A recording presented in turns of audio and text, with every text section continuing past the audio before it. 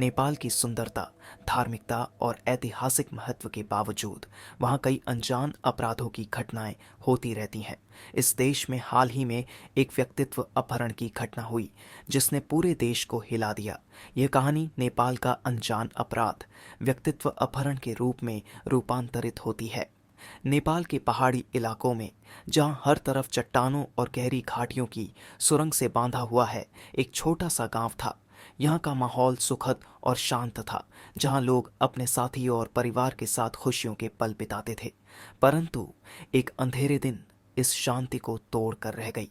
उस दिन गांव के युवक और युवतियों की एक ग्रुप स्थानीय उत्सव में भाग लेने के लिए रोमांच से भरा हुआ था। सभी लोग धूमधाम से उत्सव मना रहे थे, जब एकाएक उनकी धमकी जैसी आवाज़ों ने शोर को विलीन किया। एक गोली चली और सभी लोग भगदड़ हो गए। युवा दल के एक सदस्य, जिसका नाम अमित था, को देखकर उठा हंगामा कर रहा था। उसे एक स्वर्गीय चमकीली आंखों वाली लड़की से प्यार हो गया था, जिसका नाम मनिका था। लेकिन वह अपने प्यार को प्रकट नहीं कर सकता था, क्योंकि वह उस समय अपने परिवार के साथ गांव के उत्सव में शामिल था।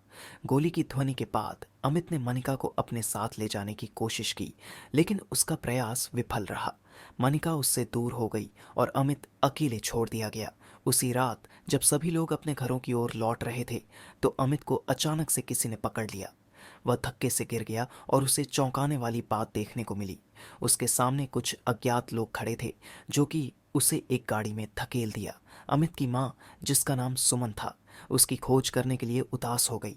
वह पुलिस को फोन करके उन्हें सूचित किया, लेकिन कोई सहायता नहीं मिली।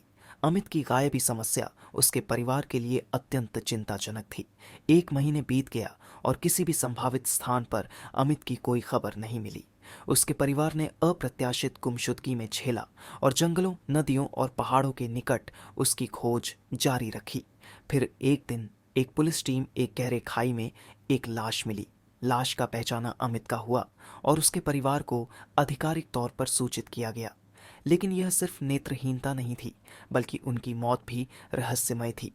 जब पुलिस ने अमित की लाश को जांचा, तो उन्होंने पाया कि वह उत्तेजित और पीड़ित था और उसके शरीर पर अनेक चोटें थीं।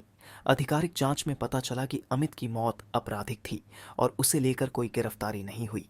अमित की मौत का सच्चाई कोई नहीं जान पाया और उसके परिवार को संतुष्ट नहीं किया गया। अन्य गांव वालों के साथ उन्होंने अपने बेटे की मौत के खिलाफ न्याय की मांग की, लेकिन न्याय सिस्टम ने उन्हें असहाय साबित किया। आज भी अमित की मौत का रहस्य नेपाल के इस छोटे से गांव की धारा में हल नहीं हुआ है और वहां के लोग उसकी याद में विश्वास और आशा के साथ जीते हैं।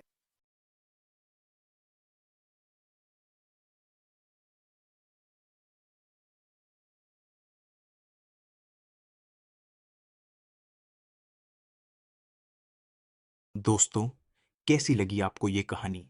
अगर अच्छी लगी तो हमारे चैनल को सब्सक्राइब करके बेल आइकॉन दबाना मत भूलना।